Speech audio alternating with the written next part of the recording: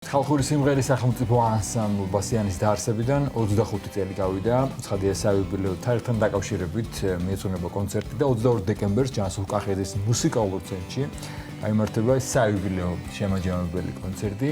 თემაზე სასაუბროდ შემოგვიერთდა ანსამბლ ბასიანის დირექტორი ზურაბ წრიალაშვილი, ზურაბ დილომშვიდობისა, მადლობა. პირველში გილოცავთ საიუბილეო თარიღს 25 წელი. არ არის ცოტა, შეიძლება ისტორიისთვის ცოტა, მაგრამ 25 წელი უკვე ისეთი ასაკია.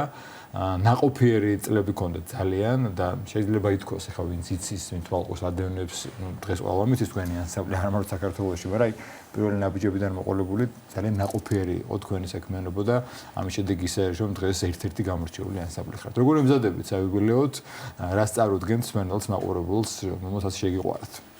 დილამშვიდობის კიდევ ერთხელ, მადლობა მოწვევისთვის. გამორჩეულები ვართ თუ არა, ამას ნამდვილად ისტორია შეაფასებს როგორც კახა. თუმცა 25 წელის იუბილეს ნამდვილად აღნიშნავთ, ეს არ არის არც ცოტა, არც ბევრი, მაგრამ თვალსადაშუა ხელშუა გაირბინა ამ წლებმა. ჩვენც გვიხარია, რომ ეს გავლილი პერიოდი გავატარეთ შეძლების დაგვარად ნაყოფიერად, რაც შეგვეძლო. გავაკეთეთ რეპერტუარი, ასე ვთქვათ, გავამდიდრეთ ჩვენი წვლილი შევიტანეთ გარკვეული წვლილი ამ ფოლკლორული მიმართულებით დარგის განვითარებაში თუ შეიძლება ასე ითქვას. ვემზადებით დიახ 21 დეკემბერს გაიმართება ანსამბლის სოლო კონცერტი კახეთის მუსიკალურ ცენტრში და ეს ჩვენთვის ძალიან ესეთი მნიშვნელოვანი გამორჩეული დღე არის. ზოგადად წელიც გამორჩეულია როგორც საიუბილეო, მაგრამ ეს დასკვნითი კონცერტი ასე ვთქვათ განსაკუთრებულია, განსაკუთრებით ვემზადებით.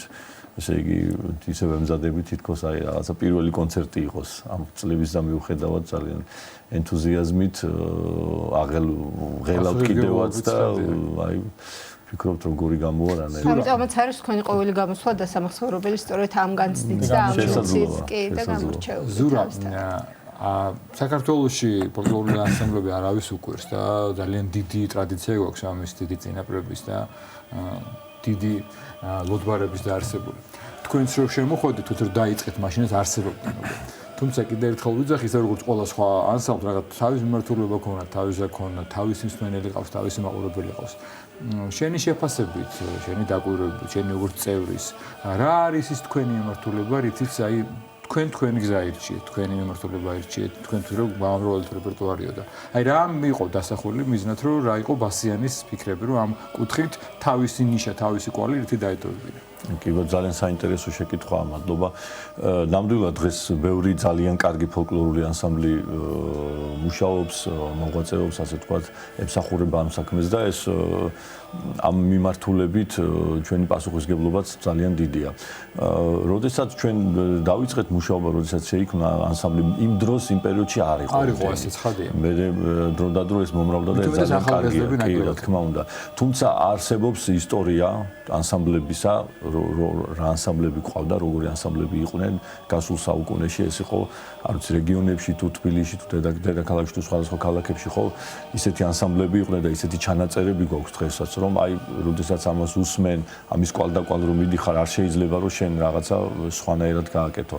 თავიდანვე რა თქმა უნდა ისევ როგორც ყველა ანსამბლი მე ვიტყოდი დიდი პასუხისგებლობით ვეკიდებოდით და ჩვენი გამორჩეული არ ვიცი რა არის მაგრამ ჩვენი ანსამბლის შემადგენლობა ისეთია რომ აგებულია ინდივიდუალიზმზე. ჩვენთან ყოველი მომღერალი გარკვეული სოლისტი არის, თავისი მიმართულება აქვს, თავისი ნიშა აქვს თითოეულ მომღერალს და აი აქედან არის შეკრული მთლიანობა, რა თქმა უნდა, ხეძვანელის დამსახურება, ჩვენ გიორგი დონაძეს და გიორგი დონაძე ვახსენეთ, ხეძვანელი ვახსენეთ და მე ვფიქრობ, ჩემი აზრია, ესეთი სუბიექტური შეიძლება ვცდები, შეიძლება არ დავეთანხმოს, მაგრამ რაღაცა კიდევ ერთი განსაკუთრებული დამოკიდებულება თქვენ და საზოგადოებას იმიტომაც აქვს, რომ რაღაც პატრიარქის კურთხევით არის. პატრიარქის გუნდის ბაზაზია და დღეს ცალკე ანსამბლია ბასიანი, მაგრამ მაინც ასოცირდება და ისე რომ ერთი ხარ პატრიარქის გუნდი ხარ ასე ეძახი და მისი უწმინდესობის ლოცვა-კურთხევა გახლავდა. ეს რაღაც განსაკუთრებული კიდე სხვა სიხარულია. რა თქმა უნდა, ეს არის მთავარი ჩვენი ანსამბლისთვის, რაც დაარსების დღიდანვე მოყვება. ჩვენ 2000 წელს ჩამოყალიბდა ანსამბლი როგორც ამ სახელით, ბაზიანის სახელით და თავდაპირველად ეს იყო საპატრიარქოს ანსამბლი, ასე ერქვა, იმიტომ რომ ჩვენი გუნდის წევრები მეც მათ შორის იმ დროს მღეროდით სამების გუნდში, იმ დროს ჯერ კიდევ სიონის გუნდი იყო, შემდეგ სამების გუნდში, კი ბატონო და აი აქედან წარმოიქმნა ეს ცალკე ხალხური სიმღერის ანსამბლიც, რომელსაც გიორგი ჩაუდგა სათავეში და აქედან შემდეგ მოვდივართ 2013 წელს აი 2013 წლამდე ოფიციალურად ვიყავით საპატრიარქოს ანსამბლი 2013 წელს შემდეგ მთავრობის გადაწყვეტილებით მოგვანიჭა უკვე სახელმწიფო ანსამბლის სტატუსი და შემდეგ აი მას შემდეგ ვაგრძელებთ ამ მიმართულებით. რა შეეხება რეპერტუარს, რომ გავხსნილობთ უნდა გითხოთ რეპერტუარის შესახებ, როგორ ხდება ხოლმე შერჩევა, როგორ ხდება დამუშავება, არის თუ არა სიმღერები თქვენს რეპერტუარში, რომელიც ვთქვათ, გააცოცხლეთ და მხოლოდ თქვენ ასრულებთ, ან თქვენ დაიწყეთ ყოველ შემთხვევაში მისი შესრულება და ასევე რა თქმა უნდა ამ 21 დეკემბერს, როდესაც მოვა თქვენი გულშემატკივარი, თქვენი თაყვანისმცემელი, თქვენი ანსამბლის რას მოისმენს? დიახ,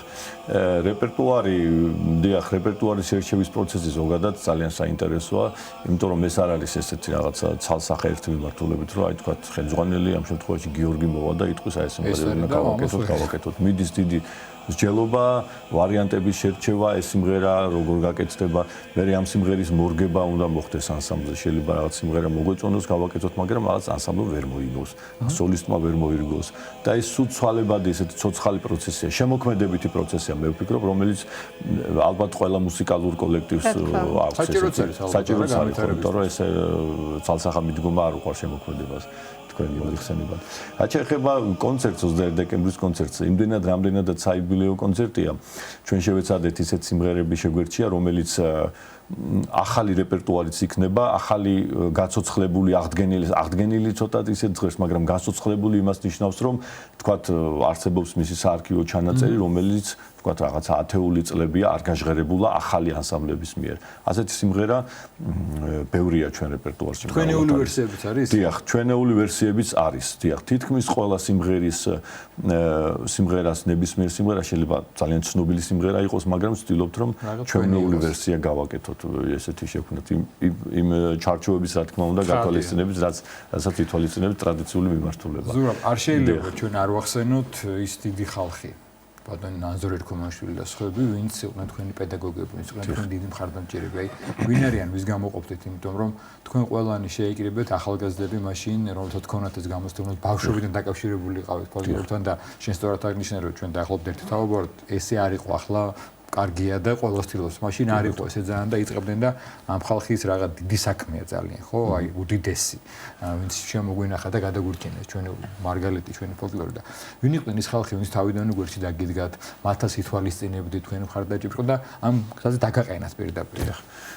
რა თქმა უნდა, თქვენ ბატონი ანზორი ახსენეთ ერქომაიშვილი ხან მის მასე საუბარს დამიწყება დიდებას ვეღარ დავიწყებ ხო ეს სახელმწიფო ამბობს ყველა ჩვენ ხედავ თუმცა ჩვენი რა თქმა უნდა ჩვენ ბავშვობიდანვე ბატონ ანზორთან ვიზრდებოდით ანსამბლებში მართვისი ბიჭები ასე შემდეგ და როდესაც ეს ანსამბლი ჩამოყალიბდა უდიდესი იყო ბატონი ანზორის მხარდაჭერა ჩვენი ასე მან ყოველთვის სიტყვა შეგვაწევდა სადაც საჭირო იყო სტიმულს გვაძლევდა კონცერტებს ესწრებოდა რეპეტიციებს ესწრებოდა რაღაც თავის გამოცდილებას გვიზიარებდა ეს და მასთან ერთად სხვა ხალხი ის ძველი მომღერლები ეთნოფორები როდესაც იმ დროს ჯერ კიდევ ცოცხალი იყო პოლიკარპე ხუბულავა ისლამ ფილფანი და ასე შემდეგ ბევრი ჩამოთვლა შეიძლება რომელთანაც მუდამჟავ ქონდა ეს ურთიერთობა შემოქმედებითი თუ მეგობრული და ახალგაზრდობაში ეს სტიმული ყველას ჭირდება და მაშინ ჩვენს ქონდა ეს დიდი მხარდაჭერა საპატრიარქოსგან ქონდა რა თქმა უნდა უდიდესი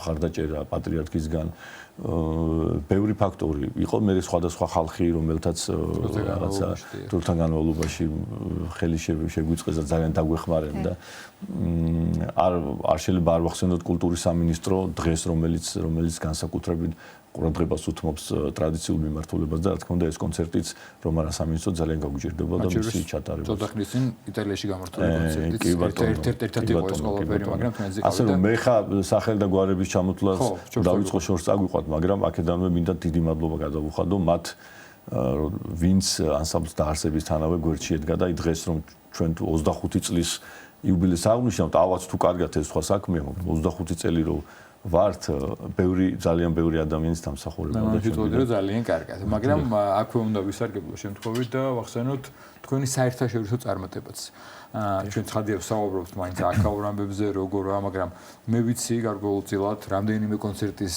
მომსწრე ვარ და დამსწრე ვარ ძალიან დიდი წარმატებით აგრძელებთ თქვენ ცხადია საერთაშორისო ასპარეზზე საქმეს და როცა მე ასე ვფიქრობ როცა მაგალითად ბასიანი მღერისადმე ამერიკაში თუ სოფიოს ევროპის ქვეყნებში საქართველოს მღერი საქართველოს სახელია ჩვენი კულტურის ჩვენი წინაპრების სახელია და ერთხელ მაგალითად ხუმრობითად ლაპარაკობთ რომ საერთაშორისო ასპარეზზე ამ კუთხით მე მგონი უცხოეთში უფრო მეტად იცნობენ ფასებს ვიდრე საქართველოში მე მგონი არ დარჩენილა დიდი მიმართულებით და დიდი ფესტივალები თუ დიდი სცენები სადაც თქვენ არ გამოსულხარ და საოცარი პრესა არ მოყოლოდა ამას კი ბატონო იყო გარკვეული წარმატებების რასაკვირველი ამ მიმართულებითაც ეს ჩვენ ამაზე არ გვიზრუნია რაღაცა დიდი ძალისხმევა არ დაგვიხარჯავს ალბათ თავისთავად წლებთან ერთად მოვიდა ესეც პირველი ერთ-ერთი დიდ წარმატებას მე ჩავთვლიდი ამას ხშირად ვამბობთ და კიდევ ერთხელ გავიმეორებ როდესაც 2010 წელს ჯერ კიდევ ჩვენ მიგვიწვიეს ნიუ-იორკში ლინკოლნის ცენტრის დარბაზში სადაც ასეთი კონცერტი დაიგეგმა ბახი და მრავალხმიანობა და ეს ბახის მუსიკა, ლიგეტი, ქსენაკისი, თანამედროვე მუსიკასთან ერთად ქართული პოლიფონია იყო ჩასმული ამ კონცერტში სპეციალურად. აი ეს რაღაცა კავშირები, რომელიც შეიძლება შუა საუკუნეებიდან მომდინარეობს, აი ეს თანამედროვე ეპოქაშიც გაცოცხლდა და ამ დიდ სცენაზე და ეს მაშინ ახალგაზრდულ პერიოდში ჩვენთვის ძალიან ესეთი აღტაცებული და ესეთი მოვლენა იყო, მაგრამ ახლა დღევანდელი გადმოსახედიდან რო ვუყურებთ, ეს მარტო ჩვენი ანსამბლის წარმატება არ იყო, ეს იყო ქართული ფოლკლორის და ტრადიციული ხელოვნების წარმატება, იმიტომ რომ იდგე ასეთ დიდ სცენაზე, ასეთ კომპოზიტორების გვერდით და ასრულებდე ტრადიციულ მუსიკას. ეს იყო ნამდვილად ესეთი უნიკალური მოვლენა. და მას შემდეგ უკვე იყო მრავალი საინტერესო ფესტივალი, საინტერესო სცენა გამოსულა აგერ სულ 2 წლის წინ ჩატარდა უდიდესი ფესტივალი ევროპალია საქართველო, ევროპალია ჯორჯია, სადაც თელმა ქართულმა შემოქმედებითმა ძალიან ბევრმა მიმართულებამ მიიღო მონაწილეობა, მათ შორის ბასიანიც იყო, კულტურის სამინისტროსთან თანამშრომლობით რასაკვირველია და თვითონ ეს ბელგიასა და ჰოლანდიაში ტარდებოდა მათი ფესტივალი იყო იქ და აქაც მივიღეთ მონაწილეობა, ძალიან ბევრი კონცერტი დაგვიგეგმეს იმ დროსაც ეთყობა, იცნობდნენ ალბათ ჩვენ სახელსაც მაგდროსაც და მას შემდეგ არის ეს რიგი ეს პერიოდულად ეს საერთაშორისო მიმართულებითაც აქტივობები. თუმცა ჩვენი მაინც თავარი ძალა არის აქ. თავარი სტიმული ის რომ ჩვენ აქ ვიყოთ და აქ ვაკეთოთ საქმეთ ქართული მსმენელისთვის. აი სწორედ ამ პათოს ემსახურება ჩვენი 21 დეკემბრის კონცერტიც, რომელსაც ძალიან ჩვენს მოუთმენლად ველით და მაყურებელსაც ველოდებით. და საუბრის ბოლოს რომ თქვათ ერთი არის რომ როგორც ბატონი ანზორი იყო და თუ გინდა რომ ქართული სიმღერა გადარჩეს ბავშვებს უნდა შეაყვარო ხომ თავისთავად და ერთია რომ ბავშვებმა უნდა იცოდენ კი ჩვენი ტრადიციები, ჩვენი კულტურა. მეორეა თუ რა მოაქვს ამ პროცესს თავად თქვენ გაიზარდეთ და იმსახურებით ისევ ამ საქმეს და თქვენს მაგალითზე რო გითხრათ რომ რა მოგცათ გარდა იმისა რომ შეიყვარეთ როგორც სიმღერა, შეიყვარეთ როგორც ქართული კულტურის ნაწილი და ტრადიციის. რა თქმა უნდა, ბავშვის ადამიანის აღზრდა განვითარება ბავშვობის ასაკი ნახდება, ხო რასაკვირველია.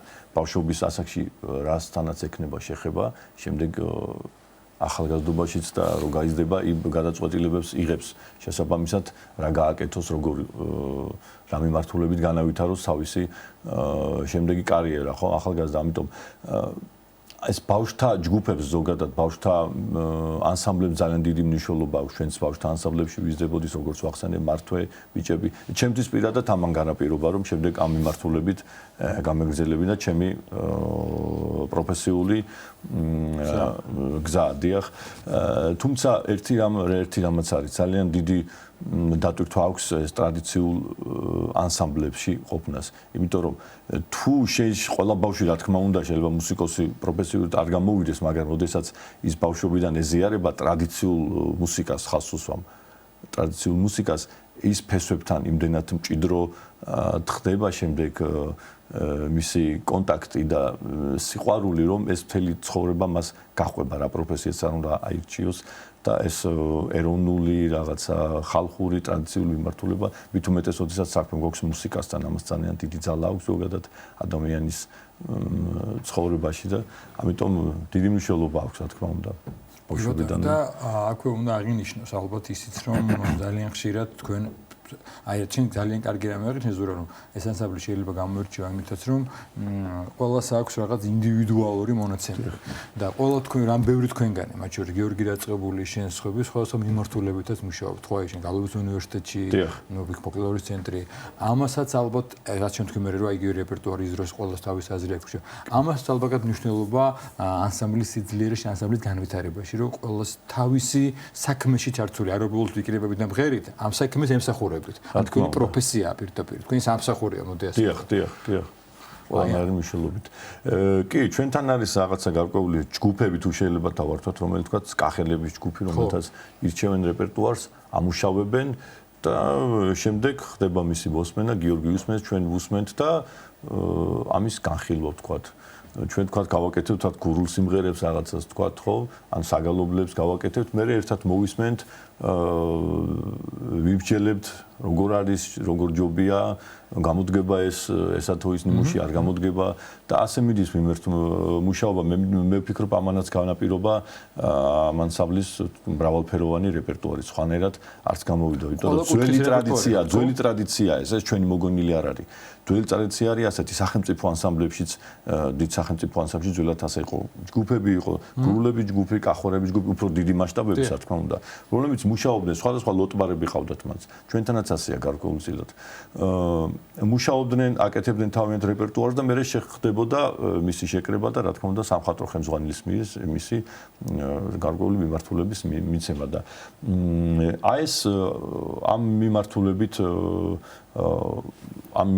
მუშაობთ ჩვენც და ეს არის ჩვენი ასე ვთქვათ დამახასიათებელი შეიძლება ითქვას რომელიც რაღაცას განსაკუთრებული კი არ არის ამითი ხდება რეპერტუარის შერჩევა რომელიც შემდეგ გამოდის რომ არის მრავალფეროვანი და საინტერესო დიდი მადლობა ზურა წარმატებას გესურვებთ პირველ რიგში 21-ში ცხადია გილოცავთ 25 წელს ბევრ წელს გესურვებთ თქვენ ანსამბლს წარმატებას უსურვებთ როგორც ქვეყნის ისე საერთაშორისო მასშტაბით ასპარეზზე და მჯერა რომ კიდევ არაერთხელ გაახარეთ ჩვენს პანელს და გულწრფელად გილოცავთ კიდევ ერთხელ ამ თარიღს დიდი იმედი გვაქვს რომ კი, ჩვენ დასაც ვიქნებთ. ანსამბლ ბასიანის დირექტორი ზურაბ სკილაშვილი გასაუბრებდა და შევახსენოთ რომ 22 დეკემბერს 21 დეკემბერს რატო ვიძახი 22-ს? არა, ზუსტად ვიცი 21 დეკემბერს ჯანსულ კახეთის მუსიკალურ ცენტრში გაიმართება საიუბილეო კონცერტი ანსამბლ ბასიანისა, რომელსაც დაარსებიდან 25 წელი შეუსრულდა.